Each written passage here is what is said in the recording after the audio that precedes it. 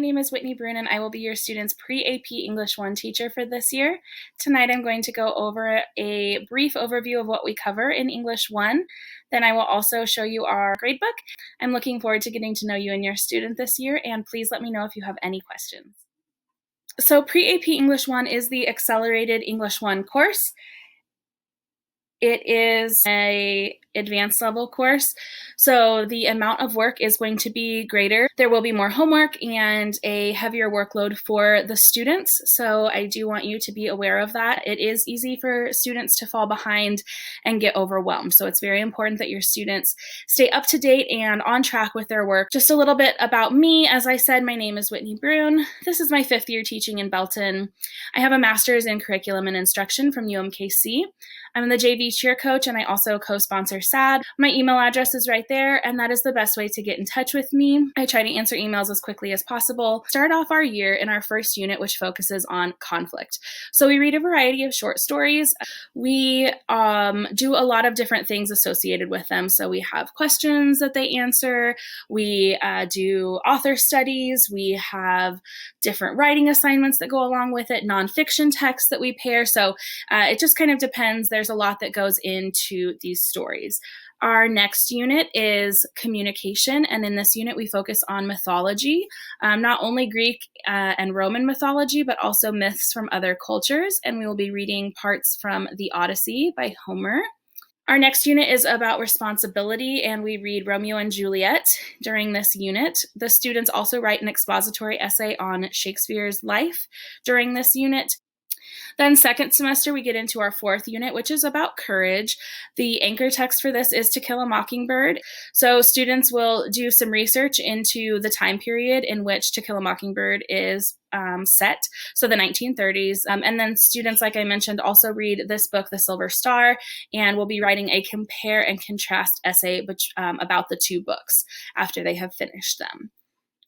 Then our final unit is about utopia and dystopia. So students will start with reading a couple of dystopian short stories, and then we move into reading the memoir Night by Elie Wiesel and talking about the ways in which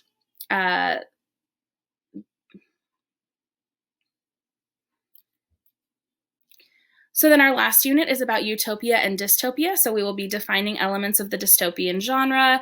We will be reading a couple of dystopian short stories, and then we will end that unit with a reading of the memoir Night by Elie Wiesel. If we have time at the end of the year, I'm hoping that we will be able to do literature circles. It just depends on how long it takes us to get through all of the rest of this content. And as I mentioned, there are lots of other texts, nonfiction texts, articles, different things that we add in there as well. So these are just sort of the main highlights of what we do, but we focus on a lot of different state standards, writing standards, speaking and listening standards. We talk a lot about inferencing. We talk a lot about theme. We work a lot with improving our paragraph structure in our writing. So there are quite a few things that aren't listed in here. I just wanted to give you kind of a brief overview of what we do. So this is the gradebook for our course. There's just a couple of things that I want you and your student to be aware of. First, if you ever see this little text or speech bubble, that means that I have left a comment for the student. They can check and see what the feedback that I left is. A 0 could also mean just that the student hasn't turned something in entirely. If you have a student that didn't receive full credit on an assignment, like here, again, you can click the speech bubbles for feedback, and I have left feedback explaining how they can get full credit for their assignment.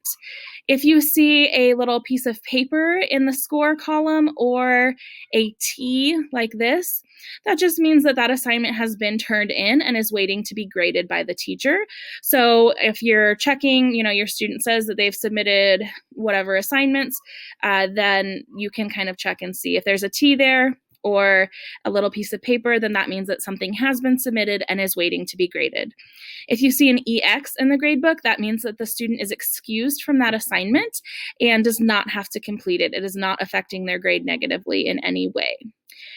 Dashes just mean that something has not been turned in. So that is just a brief overview of our gradebook and things.